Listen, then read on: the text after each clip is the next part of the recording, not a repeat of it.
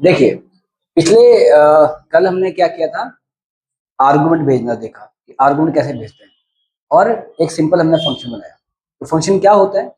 Anything which is a block of code, है ना, it is use for the reusability of the code whenever and wherever required. ये line बोलना बहुत जरूरी है कि whenever and wherever required, कि जब चाहें जहां चाहें हम उसे कॉल लगा सकते हैं, यूज कर सकते हैं। अब नेक्स्ट क्या है कि मान लो कि मैंने एक फंक्शन बनाया डेफ सम करके, और ये कोई भी आर्गुमेंट नहीं ले रहा, अपने ही वेरिएबल यूज कर रहा है। n1 is equal to 10 and n2 is equal to 20। अब n1 में कुछ भी हो सकता है, जैसे इनपुट करके कुछ भी आप लिख सकते हो, ठीक है। n1 is equal to input something, वो you can take the input from the user. n2 is equal to input, वो भी कुछ भी इनपुट आप दे सकते हो, या आपकी मर्जी, आपने इनपुट लेना है या डायरेक्ट वैल्यूज असाइन करनी है, एक ही बात है, ठीक। अब क्या करेंगे, यहाँ पे res is equal to n1 plus n2 मैंने ऐड कर दिया, और यहां से मैंने इसको कॉल लगा दी, ठीक है। आज तक हम क्या करते हैं कि प्रिंट res यहां पर करते आए हैं इसी फंक्शन के अंदर।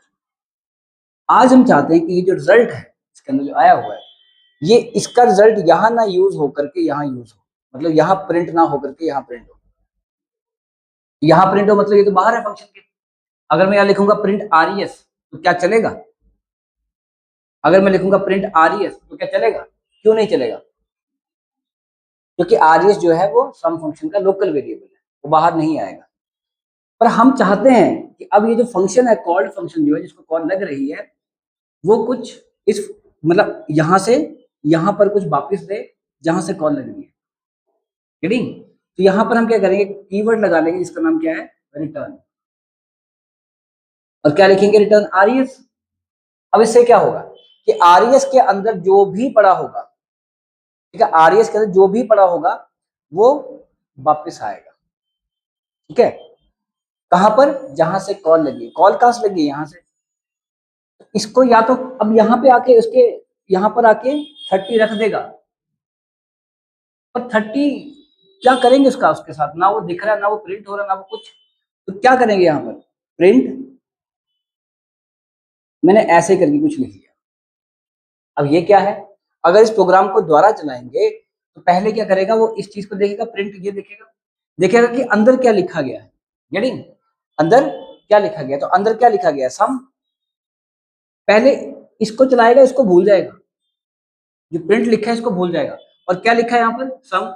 और कॉल लगा देगा, कॉल लगा देगा तो कंट्रोल जो है वो इसके पास पहुंच जाएगा, ठीक है। कंट्रोल जो है वो इसके पास यहाँ पहुंच जाएगा, कॉल लग जाएगी ना, ये कॉल ही है फंक्शन, और जो अंदर लिखा होगा वो होगा। और क्या लिखा है, रिटर्न res। क्या करो, res को रिटर्न मत करो, res के अंदर की वैल्यू को रिटर्न करो, res वही रहेगा। तो res के अंदर जो भी पड़ा होगा, एग्जाम्पल यहाँ पर क्या पड़ा है, 30 पड़ा है, वो 30 वापिस कहाँ आ जाएगा, जहां से कॉल लगी है। और कहां से लगी है, यहाँ से। कॉल कहां से लगी, यहाँ से। तो 30 वापस कहां पर आ गया, इस जगह पर। और फिर क्या लिखा है यहाँ पर, प्रिंट। तो बैकएंड पे जाके क्या प्रिंट हो जाएगा, 30। तो रिटर्न आ गया। अब इसकी एक प्रॉब्लम है इस रिटर्न की, कि अगर मैं इस 30 को आगे फर्दर यूज करना चाहता हूं तो नहीं कर पाऊंगा, कर पाऊंगा, खत्म हो गया यहाँ पर। एक तरीका और क्या है रिटर्न लेने का, ऐसे करेंगे, और मतलब लिखना नहीं है आपने वहां पर, मैं और लिख रहा हूँ।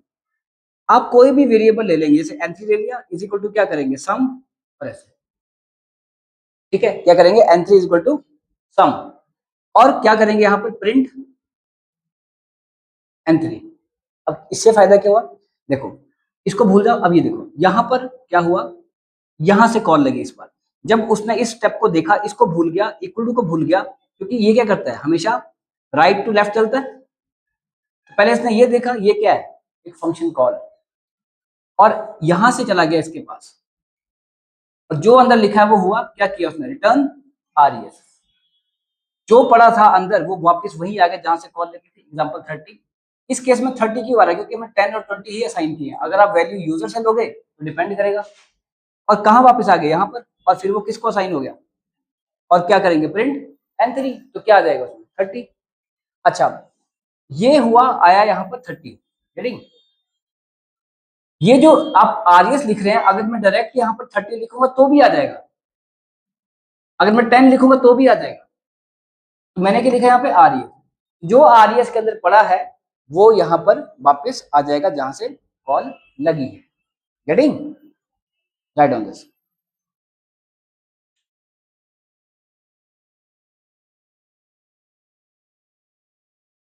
ठीक है, तो यहाँ पे हमने वापस कर दिया। क्या, जैसे यहाँ पर कितनी वैल्यू रिटर्न हो रही है, एक वैल्यू रिटर्न हो रही है। Can be return multiple values? Yes. आप यहाँ पर साथ में n1 और n2 को भी भेजना चाहते हैं, भेज सकते हैं। तो क्या आएगा इसके बिल्कुल DEF के पैरेलल यहाँ पर, या तो यहाँ पर, ये तो यहाँ पर ऐसे आएगा, बट यहाँ पर ये रिटर्न लेने के लिए आपको वेरिएबल लेने पड़े, जैसे n1 ले लिया, n2 ले लिया, n3 ले लिया। ठीक है, ये n1 n2 अलग है, वो n1 n2 अलग है। इस इक्वल टू क्या करेंगे, यहाँ पर सम लिख लेंगे और ऐसे करके लिख लेंगे। अब कॉल लगी, रिटर्न आरईएस जो होगा वो यहाँ आएगा, n1 जो होगा वो यहाँ आएगा, n2 जो होगा वो यहाँ आएगा, वापस रिटर्न कर दिया। और फिर इट इज योर विश कि आपने इनके साथ क्या करना है, print n1, n2, n3, fit हो जाएगा। So this is what we can take multiple returns, but only in Python. In C language or in Java, you can only take one return at a time.